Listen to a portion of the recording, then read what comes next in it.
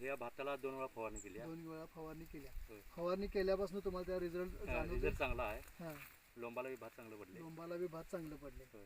आता तुम्ही जे मळा लागलाय तिकडे होय. बडवाला आलाय हां. त्याला सुद्धा म्हणजे लोम चांगला आहे. चांगला आहे. चांगला आहे. तुम्ही पुढे सुद्धा हे वापरणार आहे हे पुढे सुद्धा वापरणार आहे. म्हणजे रिझल्ट चांगला आहे. रिझल्ट चांगला आहे. चांगला आहे ना. होय. चालते. माहिती दिल्याबद्दल नेचर किंग टॉपला मी यांचा आभारी आहे.